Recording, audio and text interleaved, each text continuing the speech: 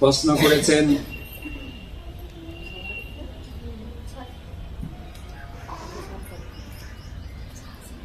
প্রভু একাদশীর পরের দিন তুলসী পাতা তুলতে নেই কেন? কেন আমি কি করে জানো? বইতে তো লেখা আছে, তাই যেটা লেখা আছে সেটা আমরা অনুসরণ করি। কিন্তু সবকিছুতে যদি আপনি যুক্তি চান, আমাদের এই যুক্তি দিয়ে আপনাকে বোঝানো যাবে না। আর আপনাকে যুক্তি দিয়ে বুঝাতে হবে সেই রকম আমরা বাধ্য নই। শাস্ত্রে লেখা আছে, মেনে চলছি, ব্যাস। আপনি যদি বলে সবকিছুর কারণ থাকে, ওই আপনার বুদ্ধি দিয়ে শাস্ত্র ব্যাখ্যা করবে না। শাস্ত্রের নিয়ম আমাদের মেনে চলবে, এই শাস্ত্রে লেখা আছে সেটা আমরা মেনে চলছি।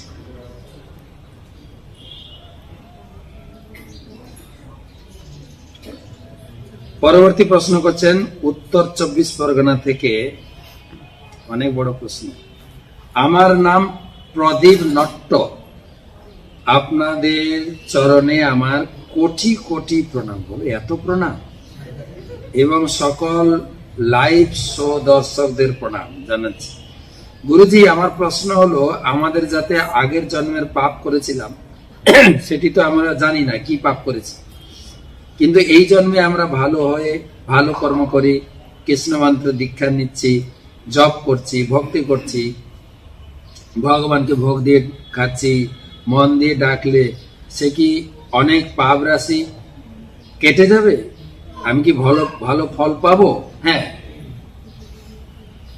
লেখা আছে শাস্ত্রে যে আমাদের পূর্বজন্মের পাপ আমাদের ভোগ করতে হয়। কর্মাণি নির্দহতি চ ভক্তি ভাজাম। কেউ যদি ভক্তি করে, ভগবান বলেছেন আমার চরণে আত্মসমর্পণ করলে আমি সবার পাপ নিয়ে নিই, তাই তাকে মুক্ত করে দিই। তাই ভক্তি করলে আমার পাপের শাস্তি অনেক কমে যাবে, এবং ধীরে ধীরে আমি শুদ্ধ হয়ে ভগবানের কৃপা লাভ করব, আনন্দময় জীবন যাপন করবো। হরি বল।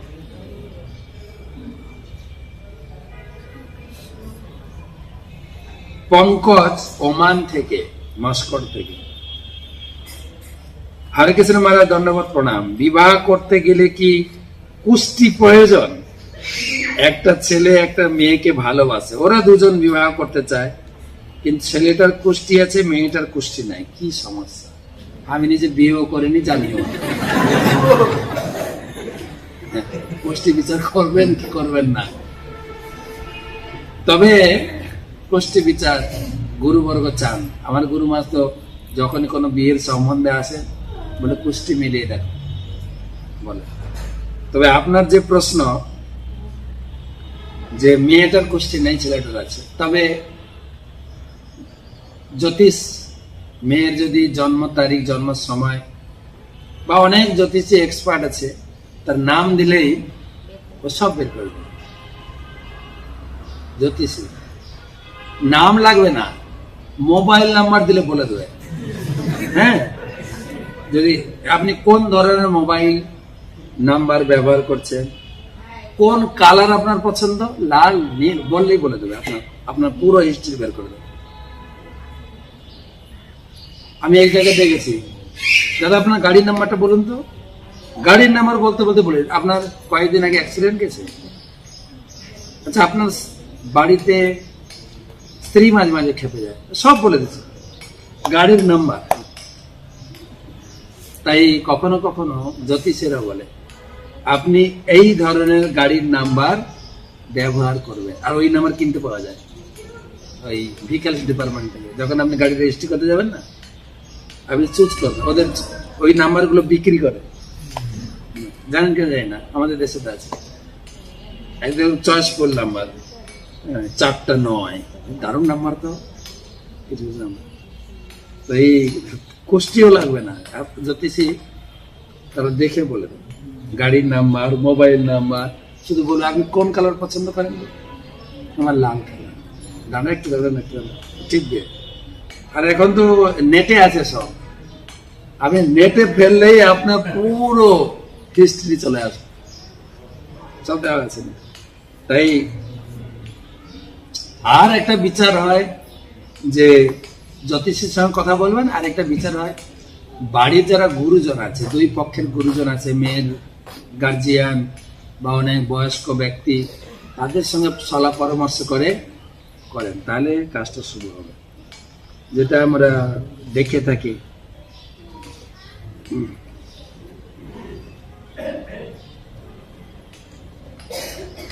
সমীরণ সর্দার, মহারাজ আমি বিছানাতে বসে গীতা পড়ি, এতে কোনো ভুল হচ্ছে না তো? শুদ্ধ হয়ে পড়ার চেষ্টা করবেন, আর যদি আপনার কোনো গতি না থাকে পড়বেন। মুখ্য হচ্ছে গীতা পড়া, শুদ্ধ অশুদ্ধ বিচার করতে গিয়ে গীতা পড়া হবে না, এটা ভালো না। শুদ্ধভাবে পড়ার চেষ্টা করবেন, আর না হলে যে পরিস্থিতি থাকবেন সেভাবে গীতা পড়ুন। গীতা পড়াটা হচ্ছে মুখ্য।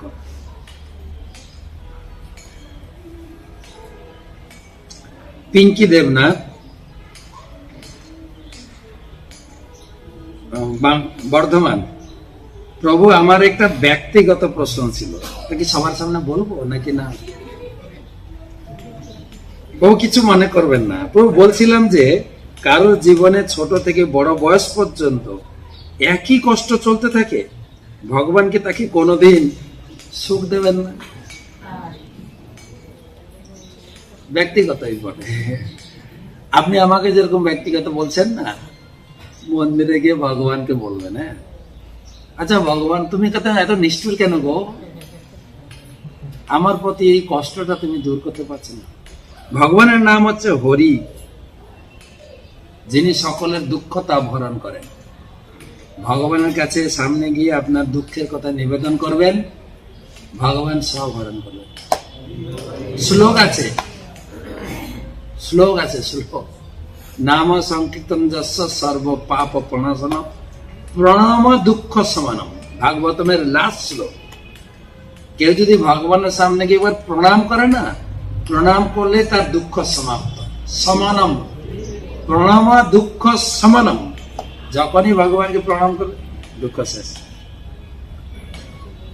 এই কাহিনী আমি অনেক শুনিয়েছি, প্রণাম করলে কি করে দুঃখ যায়।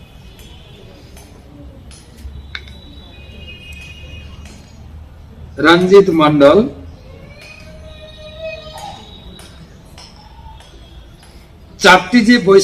চারটি যে সম্প্রদায় রয়েছে, ব্রহ্ম সম্প্রদায়, রুদ্র সম্প্রদায়, তাদের আলোচনা। চারটি বৈষ্ণব সম্প্রদায়। ব্রহ্ম সম্প্রদায় ব্রহ্মার লাইনে এসছে, আমরা হচ্ছে ব্রহ্ম মধ্যকরীয় সম্প্রদায়। রুদ্র সম্প্রদায় শিব থেকে এসছে। কুমার সম্প্রদায় চার কুমার, চতুর্কুমার থেকে এসছে।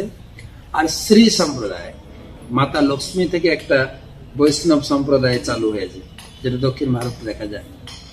যে কোনো একটি সম্প্রদায় থেকে দীক্ষা নিয়ে আপনি ভগবানের সঙ্গে যুক্ত হতে পারেন। আরো ডিটেলস হলে চার সম্প্রদায়ের বই আছে, আপনি পড়তে পারেন।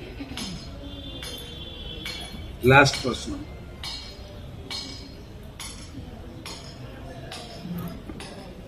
ও এটাই বলছিলাম, এটা তো উত্তর প্রায় হয়ে গেছে। বিকাশ জানা পালিয়াড়া থেকে বলছি, আমার প্রশ্ন হলো ভগবান শিব কেন শ্মশানবাসী? এটাতে আলোচনা হলো না। শ্মশানে কেন থাকেন? তিনি বিষয়া আসক্ত ব্যক্তিদের থেকে দূরে থাকেন, ভগবানের চিন্তায় নিমগ্ন থাকেন, জড়জাগতিক লোক যাতে তাকে বিরক্ত করতে পারেন, সেই জন্য।